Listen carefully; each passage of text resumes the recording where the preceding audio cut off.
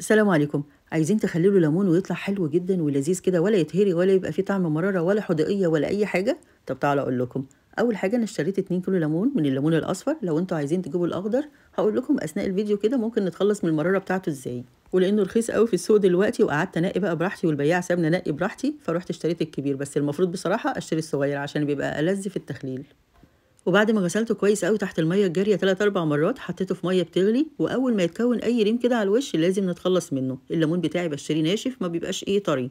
وبعد ما يغلي بالمنظر ده هنسيبه دقيقتين بس، وبعد كده نطفي عليه خالص البوتاجاز ونسيبه بقى في المَيّة بتاعته لحد ما المَيّة تبرد خالص، هيكمّل سواه في قلب المَيّة وهي بتبرد.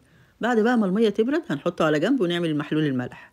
باجيب لكل 8 كوبايات مَيّة مغلية، وأهم حاجة مغلية يا جماعة، كوباية ملح خشن. شايفين الملح ده الملح الرشيدي أو الملح الخشن، ده حلو أوي بقى لأي نوع من أنواع المخللات، زيتون بقى، فسيخ، ليمون، أي حاجة خلّلوا بالملح ده، ولا هيزود بقى الحدوقية ولا هيهريه ولا أي حاجة. هاقعد أقلب كويس أوي وأسيب المَيّة لحد ما تبرد.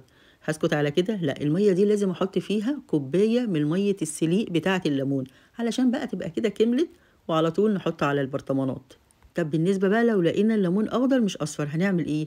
بعد ما ياخد الغلوة كده يعني على البوتاجاز وتسيبوه دقيقتين 3 كده بعد ما يغلي، وبعدين تطفوا خالص وتسيبوه في المَيّة بتاعته لحد ما تبرد، تشطفوه حوالي 3، 4 مرات على مدار اليوم، يعني تنقعوه في مَيّة لمدة يوم وتغيّروا 3، 4 مرات عليه، المَيّة دي هتاخد أي مرارة وهتنزل.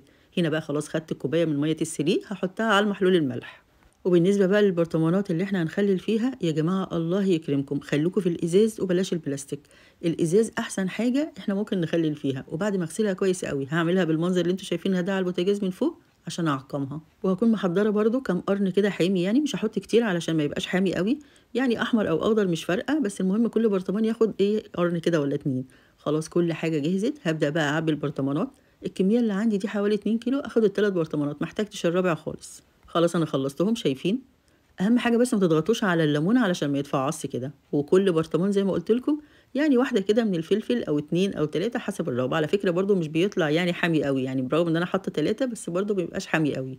بعد كده بقى هاحط عليه المحلول الملح اللي إحنا عملناه، بعد ما حطيت طبعًا كوباية من مَيّة السليق. وهاكرر تاني يا جماعة، لو أنتم يعني عايزين بقى الحاجة على أصلها كده زي ما قُلت لكم في الزيتون وتحسوا بطعم الزيتون أو تحسوا بطعم أي مخلل عندكم، ليمون، أي حاجة، جزر، خيار، ما تحطوش توم. أنا باحط التوم من هنا أحس إن الحاجة طعمها اتقلب. أنتم جربوا كده مرة وجربوا كده مرة وصدقوني كده طعمه أحلى كتير من غير توم. وبعد كده بقى هاجيب أكياس من اللي هي أكياس الساندوتشات دي وأحطها على الوش، وبعدين هاقفل كويس أوي الغطا. حطيتها ليه؟ علشان يعني ما اخليش فيه أي نسبة هوا ممكن تدخل. مش كده وبس، ده أنا كمان علشان أعمل اللوك بتاع الشركات هاقول لكم هنعمل إيه. هنقلب البرطمان زي ما أنتم شايفين كده بالضبط، وتسيبوه يوم بحاله، هيخرج منه أي هوا موجود جواه. وبعد كده بقى تسيبوه يتخلل زي ما أنتم عايزين، ممكن تفتحوا عليه بعد أسبوع وتاكلوا، بس أهم حاجة بعد ما تفتحوا يعني يا ريت تاخدوا بمعلقة ناشفة وبعد كده تحطوا الباقي في التلاجة. ونسيت أقول لكم إن أنتم لما تيجوا تفتحوا الغطا هتسمعوا صوت تكة كده اللي هي صوت اللوك بتاعه، لما بنيجي نجيب أي برطمان صلصة أو أي برطمان من أي نوع ونيجي نفتحه كده من بتوع الشركات بنسمع الصوت ده، هتسمعوه برضه هنا.